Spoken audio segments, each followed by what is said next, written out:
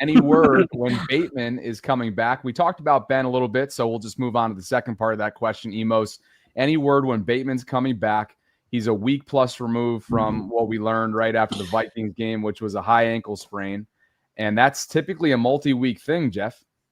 Yeah, high ankle sprains are tough. I mean, I remember, one of our guests on the show, Jimmy Smith. I remember talking to him. He had pretty much every injury in the book, and he said high ankle sprain was one of the most difficult to, not in terms of pain, but just to rebound and feel like yourself again. So.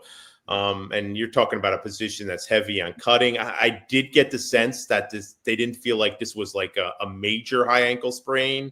But I was thinking it's going to be a couple weeks for him. We'll see if he's out there at practice Wednesday. One thing interesting, guys, to respond to this question, Cleveland, it kind of got swept under the rug last week. But he plea bargained. He reached a plea agreement on that, the DUI issue he had. And he's on probation. It was a probationary thing, and time already served. And he plea bargained on like one count of this. But the NFL usually waits for the discipline before making a decision. And I'll be interested to see. I did reach out to the league, haven't heard back yet, to see whether they consider the matter settled or it's something that could warrant a suspension. It'll be interesting to see almost, because if he gets suspended, that's a roster spot they have to fill. And that could give somebody else an opportunity. And that also would impact, whether any potential changes. I mean, it sure seems like they don't want to start him unless they have to. But that could be another part of this going forward if he happens to get some sort of suspension from the league. One of a couple off-season incidents that was made for a tumultuous few months for Ben. A 50 burger came in closing here from GW Wells Bogue, and GW writes, Jeff, why do John Harbaugh's teams shoot themselves in the foot? At first, I thought it was just the players, but I've seen this trend across teams, players, and seasons. It just doesn't make sense with the level of talent and players on these teams. Is it not coaching? That's a tough question to answer. I mean, I see a lot of teams making mistakes. I mean, like, what teams don't make mistakes? What teams don't? I mean, I think the Ravens have been one of the least penalized teams in football this year, if I'm not mistaken. I mean, I think coming into the Cleveland game, yeah, they've been weirdly good with penalties. They were like in the bottom five.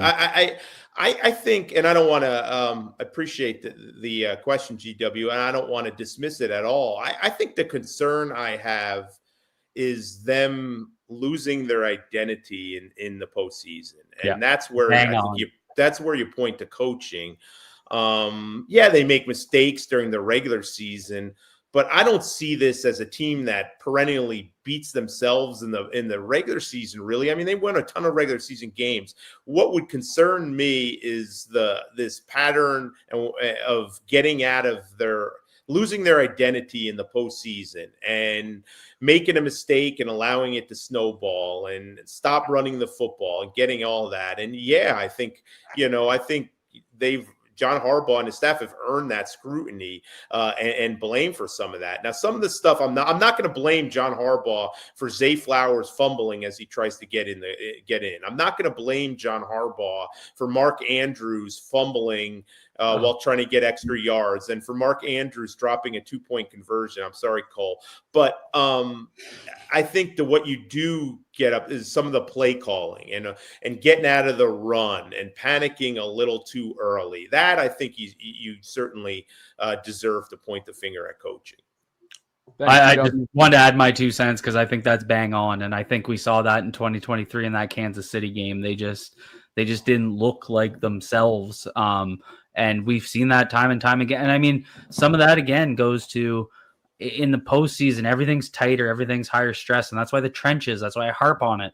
They're so damn important because they're a huge competitive edge, and they lose there every damn year.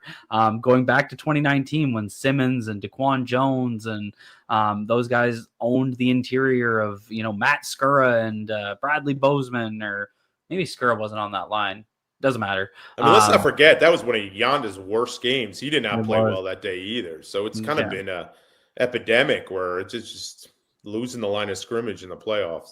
Not to mention, guys, too, you talking about the AFC Championship game. Like, how about losing sort of the post-whistle psychological warfare game that Travis Kelce tends to play, right? Like almost stooping down to that lack of discipline and then that trickling down into a lack of execution or as you've already mentioned, the mental errors or the ball security issues, like getting beat at your own game on your own home turf and almost getting out-bullied, not by the bully got out-bullied that day. Yeah, right in front of my eyes too.